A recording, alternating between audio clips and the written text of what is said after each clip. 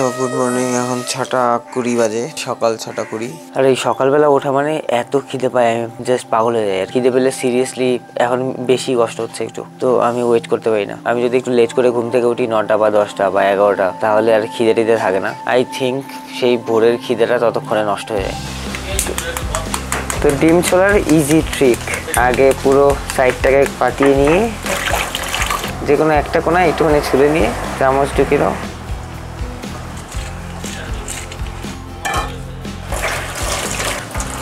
হা, তো এখনকার মতো খাবার ডিম খাওয়ার পর আই থিঙ্ক মুড থাকলে ছাতু খেতে পারি, বাট যদি মুড না থাকে তাহলে কফি খেয়ে জিমে। মাঝখানে অনেক দিন এরকমভাবে সেদ্ধ ডিম খাওয়া বন্ধ করে দিয়েছিলাম আমি। অবভিয়াসলি ডায়েট ফাইট কিছু মেনটেন হতো না। আবার আস্তে আস্তে সব কিছু শুরু করছি, মানে আমি আরও বেশি রোগা ছিলাম, যাই হোক একটু হলেও গেইন হয়েছিল। তো সকাল সকাল ম্যাগি, পাস্তা, তারপরে জুস এরকম কাইন্ড অফ খাবার হলে খাবার খেতে কষ্ট হয় না, কিন্তু একটু হেভি ফুড খেতে খুব কষ্টকর। তার মধ্যে যদি ডিম হয়, যেটা কত কষ্টকর। মানে আমি আগে যখন খেতাম তখন আমার ওরকম মনে হতো যে আমি নাকে মুখে জোর করে জল টল দিয়ে গিলে তারপরে শেষ করতে হতো। তো এখনও তাই করতে হচ্ছে।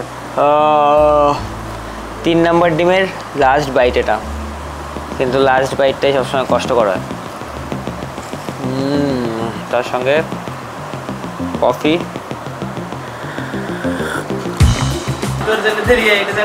দেরি করে দিলি তো? দেরি করে দিলি, কফি অর্ধেক রয়েছে এখনো, দেরি করে দিলি। তোর জন্য রেখেছি, 2বার পটিতে গেলে কি হবে? সকালে উঠে 2বার পটিতে গেলি তুই, তো কি আমি তাড়াতাড়ি চলে এসছি রে, এর জন্য দেরি হলো তো। তাড়াতাড়ি খা। তাহলে দেরিটা কিন্তু তোর জন্যই হলো। তো সকাল সকাল জিমে আসা মানে এটা খুব মজার যে জিম পুরো ফাঁকা থাকে। আর নর্মালি কি হয়, জিমে সবসময় লাউড মিউজিক চলতে থাকে, অনেক লোক থাকে আর অনেক ছেলেপেলে থাকে যারা জিম কন্টিনিউ করতে থাকে। তো তাদের বলাও যায় না যে মিউজিক বন্ধ করো বা একটুখানি পজ করো ভিডিও করার জন্য। এর জন্য ফাঁকা টাইম পেয়েছি, ক্যামেরাটা অন করে কথা বলতে শুরু করেছি। এখন জিমে 1জন কি 2জন আছে। মানে জিম ফাঁকা থাকা মানে পুরো রাজত্ব নিজের একার মনে হয়। যা খুশি করো, যখন খুশি মিউজিক চালাও, যখন খুশি মিউজিক বন্ধ করো। আর মিউজিক চলাকালীন আমি কথাও বলতে পারবো না, কারণ আমার কপিরাইটের ইস্যু আছে। তো এর জন্য বেশিরভাগ সময় যা বিরল সম্ভব হয় এদিক ওদিক অ্যাঙ্গেল থেকে সেগুলো শ্যুট করে আমি চলে যাই। তো এখন ফ্রি হ্যান্ড শুরু হবে, মানে ওয়ার্ম আপ সেশন আর কি। 15 থেকে 20 মিনিট ওয়ার্ম আপ হবে, তারপরে এক্সারসাইজ শুরু হবে। So far so good. আরে কি করবো আমরা? লেগ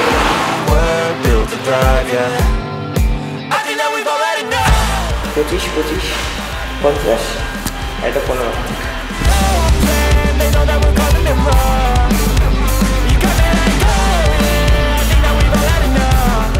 কালকে জিম থেকে আসার সময় মাছ আনতে আনতে দেরি হয়ে গেছিলো, এর জন্য কালকে মাছ রান্না হয়নি। কালকে সয়াবিন ছিল, পুঁই শাক আর ডাল ছিল, আর দিদা এত ভালো রান্না করেছিল, এর জন্য মাছ আজকে রান্না হয়েছে।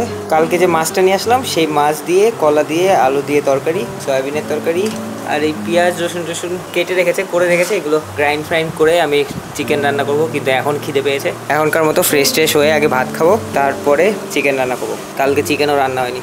পাপড়িও এসছে। ইউজুয়ালি পাপড়ি আমার ঘরে খুব একটা বেশি আসে না, আজকে আমি বললাম যে চলো শর্টগুলো দেখবো, একটু বড় স্ক্রিনে আছে। হ্যাঁ সেটাই। তো আমরা 3 জনে মিলে শর্ট দেখছিলাম, মানে আমাদের বানানো শর্টগুলো। বললাম যে ব্লগ আমার দেখতে ভালো লাগে না, মানে যে ব্লগ করি তো ওই চেকিং করা বারবার, মানে ভিডিওর সবসময় প্রতিদিন থাকার জন্য সবার ব্লগ দেখা হয় না। কিন্তু তন্ময়দার ব্লগ দেখতে খুব ভালো লাগে, জায়গা থাকে না কোথাও স্কিপ করার, চোখ সরানোর মতো। সবসময় বলি তন্ময়দাকে বলি তো, তন্ময়দার এডিটিং জাস্ট ওয়াও, মানে ঢুকলে পরে সেখান থেকে বেরোনো যায় না, পুরোটা ওয়াচ হয়। তারপরে অবভিয়াসলি ভালোবাসা তো থাকতেই হবে, শুধুমাত্র এডিটিং ম্যাটার করে না, ব্লগের জন্য ম্যাটার করে যে তোমরা যাকে দেখছো তাকে ভালোবেসে দেখছো কিনা, তাকে ভালোবাসছো কিনা। তো সেটা অনেক বড় ব্যাপার। পাপড়ি অবভিয়াসলি আমাকে ভালোবাসে, তার জন্যই আমার ব্লগ দেখতে ভালো লাগে। হ্যাঁ সেটাই। ও কোথায় ছিলে তোমরা? আমি ঘুম ভেঙে তোমাকে দেখতে পাচ্ছি না। কোথায় ছিল তোমরা? কি দেখছো তুমি? টাটা। হ্যাঁ ঠিক আছে, টাটা মাম্মা, টাটা। সকালে জিম থেকে এসে স্নান টান করে খেয়ে দিয়ে সেই যে এসে সিস্টেমের সামনে বসেছি। তো তারপরে আকাশ পাপড়ি আসলো, ওদের সঙ্গে কিছুক্ষণ আড্ডা মারলাম, একসঙ্গে রিলগুলোকে দেখলাম, যে কটা রিল বানিয়েছিলাম। সিরিয়াসলি আমি তো সেই মজা পাচ্ছি, প্রত্যেকটা রিল আমি নিজেই যে কতবার দেখেছি বলে দেবো না যে আমি কতটা খুশি এই রিলগুলো বানিয়ে। তোমরা অনেকে অনেক ভালোবাসা জানাচ্ছ, অনেক কমেন্ট করছো, আর বেশ ভালো লাগছে এই কমেন্টগুলো দেখে। রিলগুলো তোমাদের কেমন লাগছে তোমরা এই ভিডিওর কমেন্টে জানিও, যে আমার ডান্সগুলো কি ঠিক আছে, আমার ডান্সের মুভমেন্টগুলো কি ঠিক আছে, না আমি ডান্স করা বন্ধ করে দেবো, তোমরা কমেন্টে জানাও। তো যাই হোক, এখন আমাকে রান্না করতে যেতে হবে। সকালে বলছিলাম যে চিকেন রান্না করার প্ল্যান চলছে। তো বাড়িতে মা নেই, শুধুমাত্র দিদা রয়েছে। আর দিদা অলরেডি সকালে যতটা পেরেছে ততটা করেছে। চিকেনটা যেহেতু আমার খেতে ইচ্ছে করছে, তো বানানোর দায়িত্ব আমারই হওয়া উচিত। চলো চিকেন রান্না করবো, আর সেটাও আমি দেখাচ্ছি। এর আগে আমি আমার মায়ের চিকেন রান্নার রেসিপি দেখিয়েছিলাম, মা কি করে চিকেন রান্না করে। এবার চলো আমি দেখাচ্ছি যে আমি কি করে চিকেন রান্না করি। Let's go. আর গুড্ডু আমাকে মশলা করে দিয়ে হেল্প করছে। আমাদের সকালের খাওয়া হয়ে গেছে। তো লঙ্কা, পেঁয়াজ, রসুন আর আদা গুড্ডু গ্রাইন্ড করলো এটাকে। বাড়িতে শুকনো লঙ্কা ইউজ হয় না, এর জন্য কাঁচা লঙ্কা দিয়ে এটাকে গ্রাইন্ড করে নিলাম। তো এটা ঝালের কাজ হয়ে গেল। কালকে কাশ্মীরি লঙ্কার পাউডার এনেছিলাম, কালারের কাজ কাশ্মীরি লঙ্কার পাউডার আর হলো হলুদ দিয়ে হয়ে যাবে। তো আমারও এটাই মনে হয়, আমার কাছে তো মনে হয় যে কাঁচা লঙ্কার টেস্টই বেটার ফিল হয়। চিকেনে শুধু কাঁচা লঙ্কা দিয়ে রান্না করার একটা আলাদা টেস্ট আছে। তুমি যদি একটু বেশি ঝাল খাও তাহলে একটু বেশিও ঝাল দিতে পারো, কিন্তু সেটার জন্য তোমার ইরিটেশন বা আফটার ইফেক্টগুলো কম হবে। মানে ইরিটেশন তো হবেই, তারপরে পরের দিন সকালবেলা ভাই। তো দুনিয়ায় সব থেকে ইজি রেসিপিগুলোর মধ্যে চিকেনের রেসিপি একটা। আর আমি নর্মালি চিকেনের মধ্যে একটু লেবুর রস আর লবণ দিয়ে চিকেনটাকে ভালো করে মেরিনেট করে কিছুক্ষণ রেখে দিই। আর ততক্ষণে ওভেনে কড়াই বসিয়ে দাও।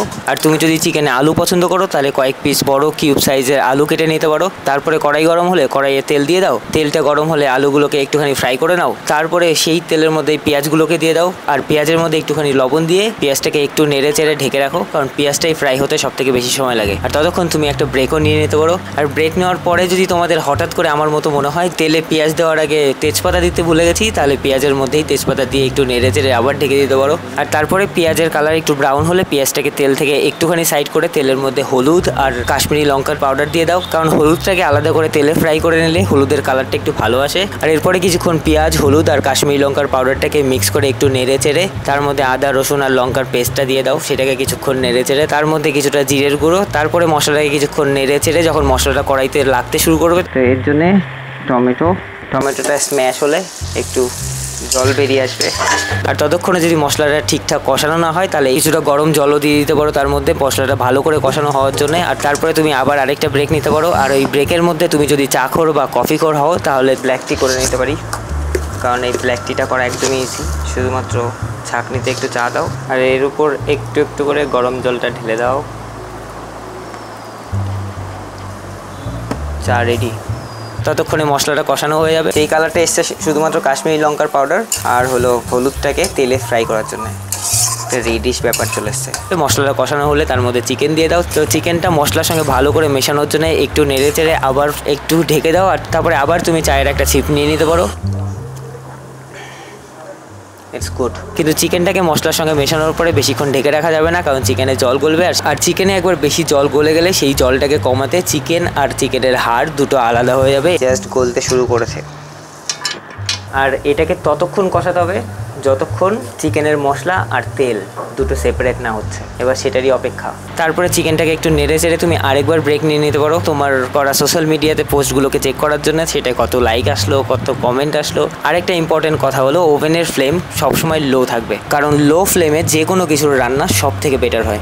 তো এর জন্যে রান্নার সময় আমি অলওয়েজ লো ফ্লেম প্রিফার করি। তো এরপরে একটু কষানো হলে যখন মনে হবে একটু গন্ধ বেরোতে শুরু করছে, তখন তোমার আশেপাশের কারোর থেকে একটু রিভিউ নিয়ে নিতে পারো। দেখো মশলা আর তেল দুটো সেপারেট হয়ে গেছে, তার মানে মশলাগুলো ঠিকঠাক কষানো আছে, বেশ ভালো কালার এসছে। দিমা একটু এখানে আসো, তুমি একবার বলে দাও তো গন্ধটা কেমন পাচ্ছ বলো। হেভি গ্রান রয়েছে, ঘরেই থাকা যাচ্ছে না গ্রানে। ভালো গন্ধ না খারাপ গন্ধ? ভালো গ্রান। ঘরে কেন থাকা যাবে না? ওই তো এত গ্রান জানি। সত্যিটা তুমি আমার প্রশংসা করছো নাতি বলে। না না, তুই রান্না করিস বাড়ি, হেভি রান্না করিস। বাহ। মাংসটা যা রান্না করে সব কিছু রান্না করে, সব করে আমার নাতি গুতি। আমার হলো শরীর খারাপ, মেয়ের শরীর খারাপ, নাতি সব করে। ঠিক আছে, শুধু নাতির প্রশংসা করে। তো যাই হোক, জলটা এবার গরম হলে আমরা এর মধ্যে দিয়ে দেবো। তো এরপরে তোমার বাড়িতে যদি কেউ কষানো মাংস খেতে পছন্দ করে তাহলে তাকে একবার অফার করে দেখতে পারো যে কষানো মাংস খাবে কিনা। আর ততক্ষণে পাশে একটু জল গরম বসিয়ে দাও। গুড্ডু কষানো খাবে কিনা? না, দিদা অ্যাকচুয়ালি মাংস খায় না। তুমি তো মাংস খাও না, তাও কি তোমার গন্ধে কষ্ট হয় না? না, ভালো লাগে গন্ধ? ভাল লাগে। খাও না কেন?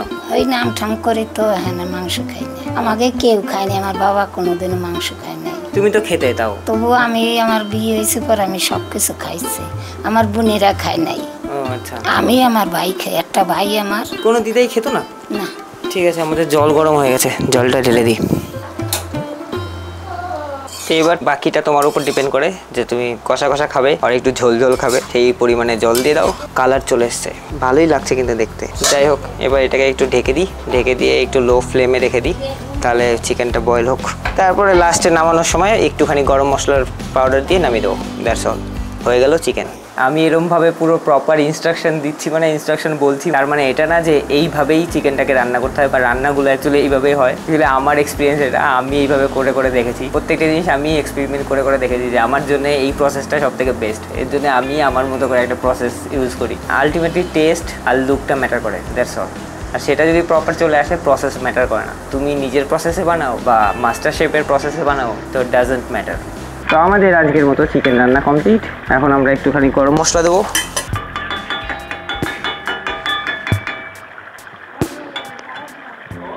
তো এই হলো আমাদের চিকেনের ফাইনাল লুক। মাসি কেমন হয়েছে? ভালো হয়েছে। মাসি অ্যাকচুয়ালি হাত দিয়ে খেতে পারে না, তো দিদা মাসিকে খাইয়ে দেয়। যারা আগের ভিডিও দেখেছো তারা জানো মাসি অসুস্থ। গুড্ডু চ খেয়ে নি, বিশাল খিদে পেয়েছে। তুই কি দূর থেকে গন্ধ পাচ্ছিলি? হ্যাঁ, সেই গন্ধ বেরিয়েছে, ওই জন্যই তো খিদে বেড়ে গেল। আমি বললাম না খিদে বেড়ে গেছে। ঠিক আছে, তুই কর তাড়াতাড়ি। আমি থালা টালা ধুই। সেই রে, খুবই ভালো হয়েছে, খিদে লাগাই দিছিস। আমি তোর বাসায় প্রকাশ করতে পারতেছি না, এত ভালো হয়েছে। আগের থেকে ইমপ্রুভমেন্ট হয়েছে। গুড্ডুও খুব ভালো রান্না করে, আর শুধু ছোটরই একটু রান্না নিয়ে প্রবলেম আছে। যেহেতু ছোট সবার ছোট, তো সবসময় আদরেই থেকেছে, ওর নিজের কিছু কখনো করতে হয় না, না ওকে কোনো রেসপন্সিবিলিটি নিতে হয়। যেহেতু এখন ম্যাচিওর হচ্ছে, তো এখন একটু একটু টেনশন ঢুকতে শুরু হয়েছে, ফ্যামিলি নিয়ে, টাকা পয়সা নিয়ে, সব কিছু নিয়ে। তো whatever, thank you guys, আজকের ভিডিওটা এই অবধি। খুব ভালো থাকো সবাই। ভিডিওর কোন পার্টটা তোমার বেশি ভালো লাগলো প্লিজ কমেন্ট করো। আর ভিডিওতে যে যে পার্টগুলোতে যে যে কারণে আমি কমেন্ট করতে বলেছি, সেই কারণগুলোর জন্যও কমেন্টটা করো, তাহলে তোমাদের সঙ্গে কানেক্ট করতে আমার খুব সুবিধা হবে। Thank you guys, thank you so much for your time, love you, take care. খিদে পেয়েছে, খেয়ে নি।